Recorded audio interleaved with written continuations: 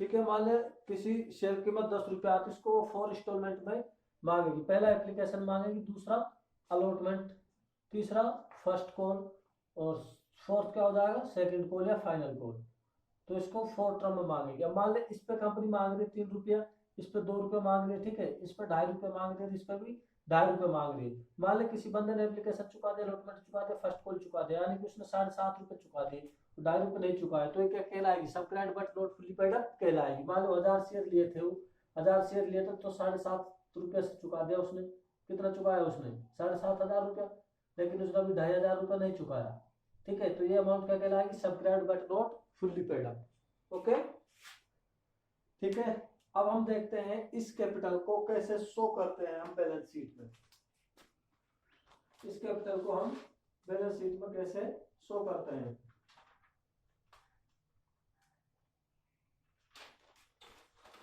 अब यहाँ पर जो बैलेंस शीट बनाई जाएगी थोड़ी अलग है, वो शेड्यूल थर्ड के अनुसार बना जाएगी।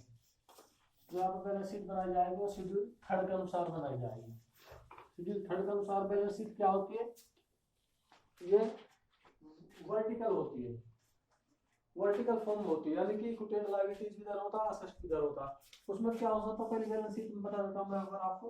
बेटा यहाँ तो होती थी आपकी लायबिलिटीज, यहाँ तो होती थी आपकी लायबिलिटीज, यहाँ पे क्या होते थे, असेट्स होते थे। ये तो क्या हो गया, हॉरिजॉन्टल हो गया, हॉरिजॉन्टल हो गया, ठीक है। लेकिन जो यहाँ पर बैलेंस शीट बनेगी शेड्यूल थर्ड के अनुसार, वो इस प्रकार से नहीं बनेगी। वो कैसे बनेगी आपकी बैलेंस शीट, उसको पहले तो नाम भी अलग ही दिया जाएगा, एक्सट्रैक्ट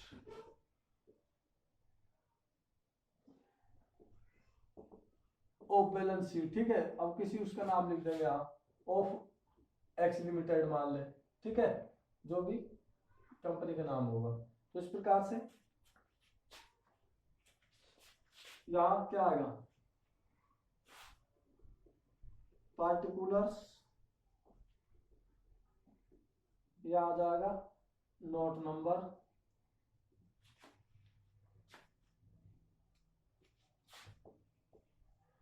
अमाउंट आ जाएगा, और यहाँ भी क्या आ जाएगा बेटा, अमाउंट आ जाएगा। ये तो आपका रहेगा अमाउंट करंट ईयर का, और ये कौन सी ईयर का रहेगा, प्रीवियस ईयर का। समझ गए।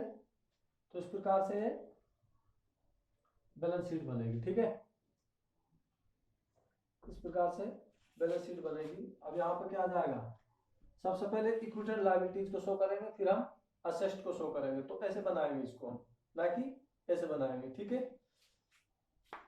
देख इसमें भी मैं शो करके बताता हूँ, आप ध्यान से देखेंगे। मान लो एक एग्जांपल देता हूँ, एग्जांपल आपकी बुक में है, मैं इसको समझाता हूँ, फिर आपको मैं उसकी फोटोज भेज दूंगा, फिर आप नोट कर लेना, समझ जाओगे। मान लो मैं एग्जांपल देता हूँ,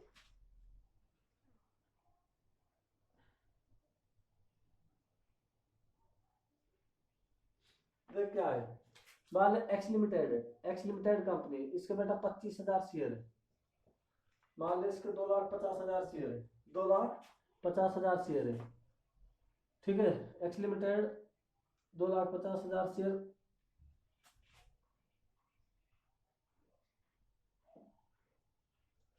शेयर्स के साथ रजिस्टर्ड है, रजिस्टर्ड है, ठीक है। एक शेयर का कीमत कितना है,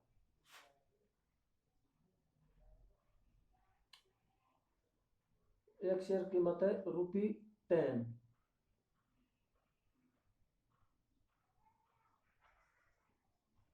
वन शेयर ₹10 का, ठीक है। तो टोटल कीमत कितनी हो गई, 25 लाख, 2.5 लाख शेयर है, 10 रुपए का एक शेयर है, तो 2.5 लाख इंटू 10, 25 लाख हो गई टोटल कैपिटल। टोटल कैपिटल के साथ इसके साथ रजिस्टर्ड है। अब इसमें से क्या करती है, आउट ऑफ दीज, इसमें से क्या करती है, out of these 1 lakh share issue करती है, 1 लाख,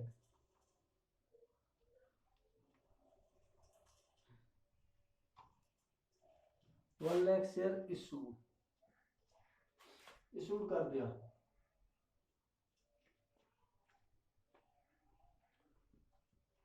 फॉर सब्सक्रिप्शन, सब्सक्रिप्शन के लिए टू पब्लिक, पब्लिक को इशू कर दिया उसने,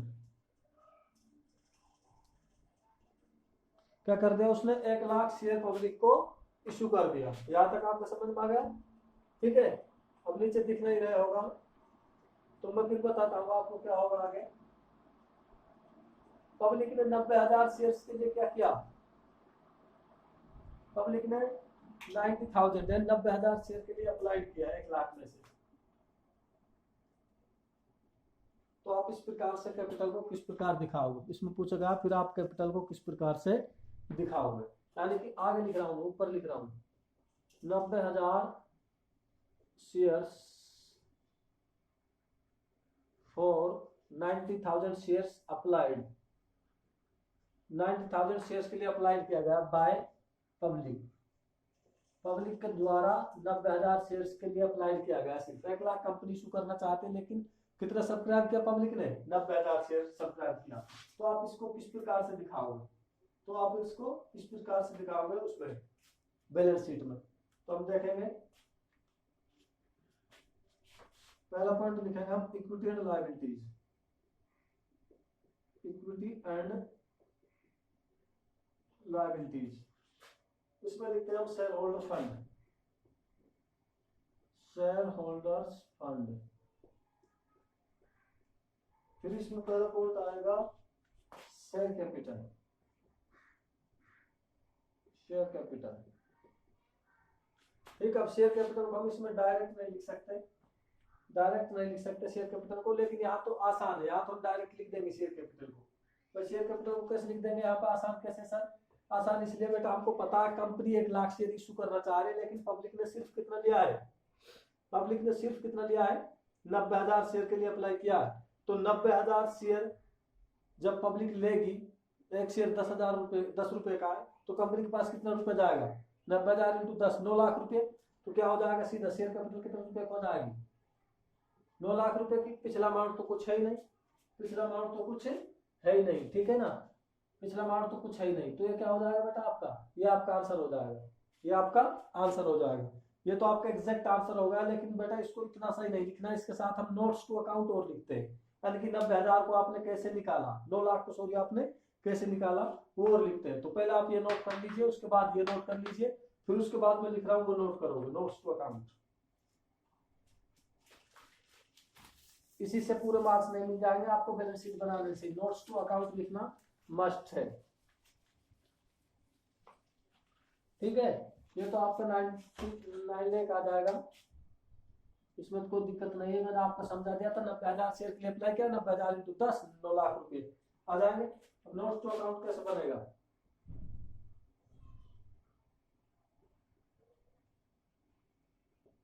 नोट्स टू अकाउंट में आपको इंडिविजुअल कैपिटल लिखनी पड़ेगी।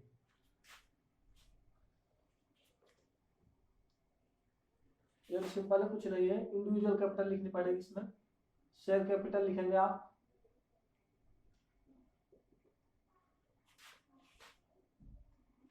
अब शेयर कैपिटल लिखेंगे सबसे पहले इसमें ऑथोराइज्ड या रजिस्टर्ड कैपिटल लिखेंगे, या नॉमिनल कैपिटल बोलते हैं जिसे।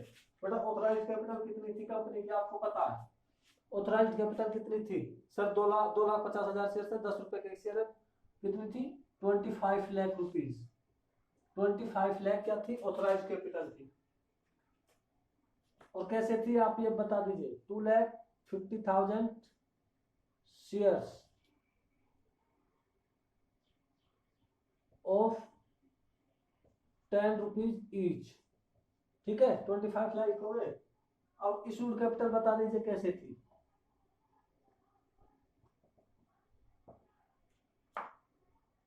Issued capital 1 lakh share of 10 rupees each, 1 lakh share company issue करना चाह रही थी 10 रुपए के एक शेयर, लेकिन पब्लिक ने तो 90,000 लिए थे, तो ये क्या होगा बेटा 10 लाख, 10 लाख आपकी क्या हो गई इशूड कैपिटल हो गई। अब सब्सक्राइब कैपिटल क्या हो जाएगी,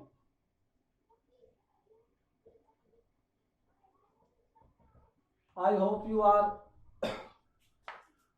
अंडरस्टैंडिंग दिस वीडियो। अब आप देखेंगे बेटा subscribed and fully paid up, subscribed and fully paid up, खाली मैं सब्सक्राइब्ड नहीं लिख सकता इसको, क्योंकि बेटा 2 प्रकार के होते हैं subscribed, subscribed and fully paid up, subscribed but not fully paid up, या subscribed but not fully paid up नहीं है, खाली subscribed and fully paid up है। Subscribed and fully paid up कैसे सर, 90,000 शेयर के लिए अप्लाई किया था पब्लिक ने, 90,000 शेयर के लिए अप्लाई किया था ऑफ 10 रुपीज ईच, तो कितना होगा ये 9 लाख। कितना होगा बेटा 9 लाख। यहाँ पे आपका आंसर खत्म है, ठीक है। ओके, तो हम शेयर कैपिटल कितनी लेंगे, शेयर कैपिटल हम कितने लेंगे 9 लाख। आप कहोगे सर 10 लाख 25 लाख, या आपने नोट क्यों नहीं किया।